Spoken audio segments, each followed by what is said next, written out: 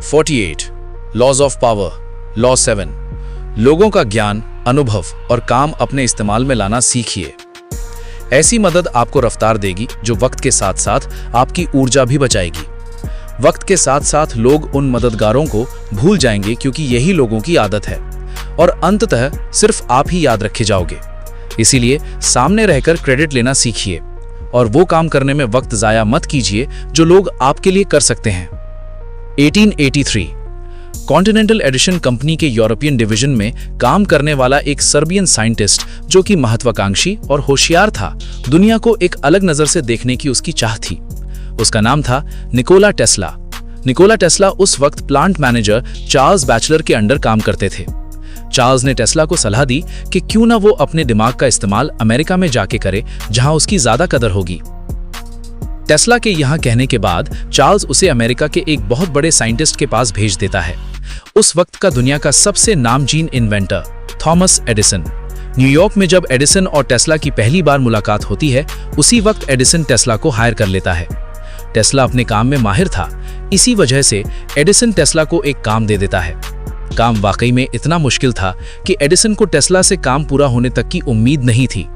इसीलिए टेस्ला को काम देते वक्त ही एडिसन कहता है, अगर तुम ये काम कर लेते हो तो तुम्हें $50,000 दूंगा। टेस्ला पैसों के साथ साथ अपना सम्मान भी कमाना चाहता था, इसीलिए वो पूरी लगन से काम शुरू कर देता है। काम एडिसन के डीसी डायनेमोज यानी कि जनरेटर्स के बारे में होता है। टेस्ला उन जनरेटर्स का डिजाइन दोबारा तैयार करता है और लगभग नामुमकिन दिखने वाला वो काम पूरा कर देता है। अपनी दिन रात की मेहनत से तैयार किया हुआ सॉल्यूशन लेकर टेस्ला एडिसन के पास जाता है और वो उसे वो सॉल्यूशन दिखाता है। सॉल्यूशन वाकई में कारगर होता है और टेस्ला एडिसन से अपने $50,000 मांगता है। उसके जवाब में एडिसन टेस्ला को कहता है, लगता है तुम नए हो, तुम्हें हमारा अमरीकी मजाक ही समझ नहीं आया। ज्यादा से ज्यादा मैं बस तुम्हारी सैलरी बढ़ा सकता हूँ। टेस्ला दुखी होकर वहां से चला जाता है।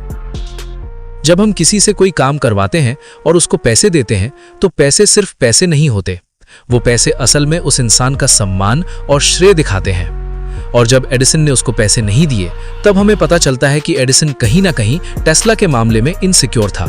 और हो भी क्यों ना, जब आप दुनिया के सबसे बड़े इन्वेंटर हो तो आपकी अपनी प्राइड होती है और यही चीज टेस्ला समझ नहीं पाया। एडिसन की कंपनी में रहकर टेस्ला अपने प्रोजेक्ट पर काम कर रहा था, दी ऑल्टरनेटिंग करंट, एसी करंट, जो कि एडिसन के डायरेक्ट करंट यानी डीसी करंट से अलग था। अलग क्या, बेहतर था। लेकिन दुनिया की कोई ताकत एडिसन को यह मानने पर तैयार नहीं कर सकती कि एसी करंट अच्छा है, या फिर सरल शब्दों में निकोला टेस्ला उससे अच्छा है। और जैसा कि अपेक्षित था, एडिसन ने टेस्ला की रिसर्च को सपोर्ट नहीं किया। सपोर्ट तो बहुत दूर की बात है, एडिसन ने टेस्ला को सामने से विरोध किया। इन बातों के चलते टेस्ला ने एडिसन की कंपनी को छोड़ दिया और अपने लिए एक नया इन्वेस्टर ढूंढ लिया, जॉर्ज वेस्टिंगहाउस, जो कि टेस्ला के ऑल्टरनेटिंग करंट से बहुत ज्यादा प्रभावित थे।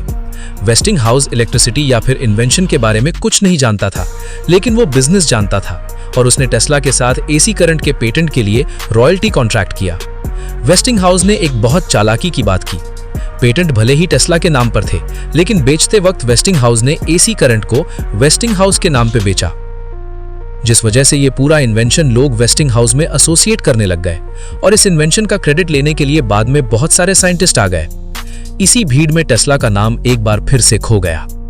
एक साल बाद वेस्टिंगहाउस जेपी मॉर्गन की टेकओवर भीड़ में फंस जाते हैं। वेस्टिंगहाउस टेस्ला को समझाता है कि उन दोनों के बीच हुआ रॉयल्टी कॉन्ट्रैक्ट अगर वो फॉलो करता है तो वेस्टिंगहाउस की कंपनी ही नहीं रहेगी और वो उस रॉयल्टी के पूरे पैसे टेस्ला को नहीं दे सकता। टेस्ला उस वक्त अपने हाथों से वो कॉन्ट्रैक्ट फाड़ देता है। वेस्टिंगहाउस टेस्ला के पेटेंट के लिए उसे पैसे भी देता है, $216,000। सुनने में ये यकीनन बड़ी अमाउंट है, लेकिन उस वक्त टेस्ला के उन रॉयल्टी कॉन्ट्रैक्ट्स की कीमत कहीं ज्यादा थी, $12 मिलियन। अपनी जिंदगी के सबसे बड़े इन्वेंशन तक का क्रेडिट टेस्ला को ढंग से नहीं मिला। गुलियल्मो, वो आदमी जिसने रेडियो का इन्वेंशन किया, लेकिन बहुत कम लोग जानते हैं कि रेडियो ट्रांसमिशन में मार्कोनी ने टेस्ला के एक पेटेंट का इस्तेमाल किया था, जिसका टेस्ला को ना ही कभी पैसा मिला और ना ही कभी क्रेडिट। टेस्ला ने AC generators, AC power system, induction motor, ऐसे कई सारे आविष्कार किए, लेकिन कोई भी आविष्कार टेस्ला के नाम के साथ नहीं रहा।